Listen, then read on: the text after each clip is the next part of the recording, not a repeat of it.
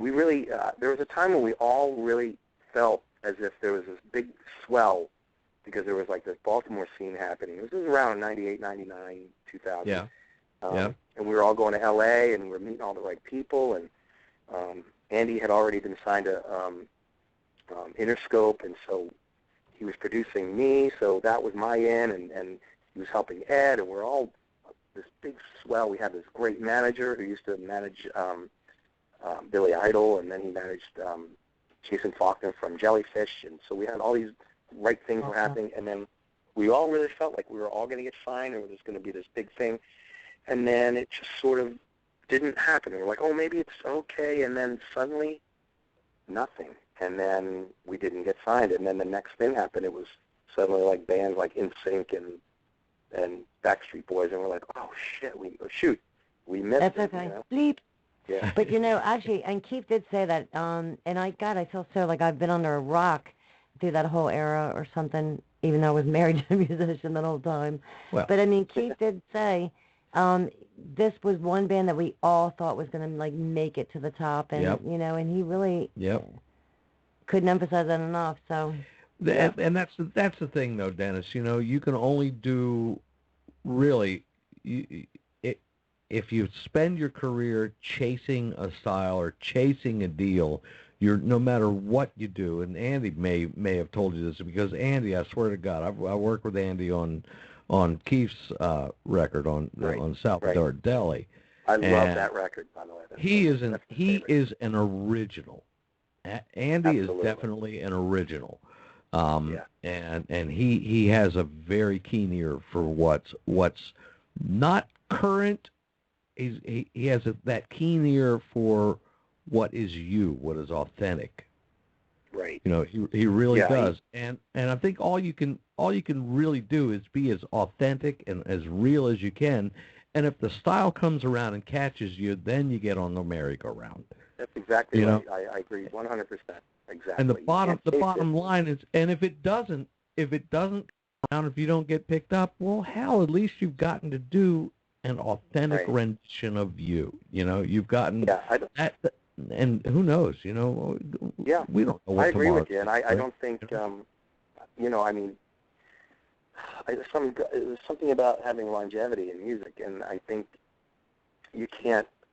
We've all seen on the other higher levels of people that, they were the flavor of the month, and then you look back a few years later, and you're like, oh, that reminds me of a bad haircut I had.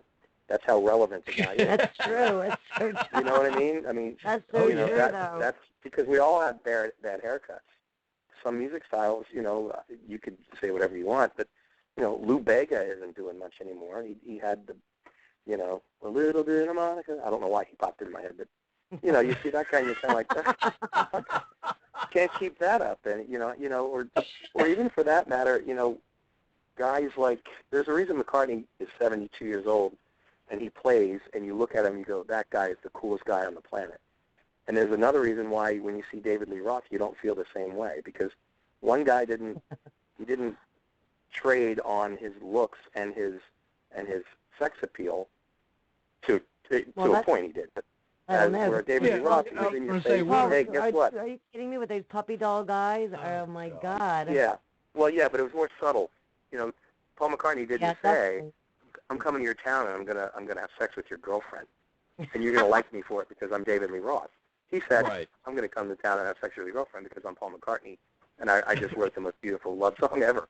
But you know what I mean? One you can sustain for 50 years, and the other one you can't, because eventually you're gonna lose your hair, you're gonna get fat, you're gonna get old. And then you're gonna get your ass kicked. If your career is based on your looks and your sex appeal, well, what do you do when they're gone? McCartney, it wasn't really based on his looks and his sex appeal. It's based on his voice and his talent. Yeah. So for me, it's like we always, we always try to, I've been lucky enough to play with these guys that I respect, and if I even said, hey, let's do this, they'd probably look at me like, nah, we're not doing that, for whatever reason. And they were right. They keep you, your comrades keep you on the straight and narrow. They tell you if it's, I've written some songs, and what do you mean you don't like that song? Dude, that's not your best. And if I'm offended until a couple of days go by and I listen to the song and I'm like, yeah, you know what, you're right. That's not a great song. Seemed like a good idea at the time, right, though. Right, but they're yeah, playing devil's advocate, and that's a good thing. Yeah, so I'm very, I'm proud of all the songs I've written, and I'm proud of the guys I play with. They're all consummate professionals. They always show up on time. I hear horror stories from guys who play with unreliable musicians, and well, our bass player didn't show up. What do you mean he didn't show up? Or our keyboard player Yeah, didn't show up. Right. Yeah, Why you gotta he just didn't show up. Yeah, right.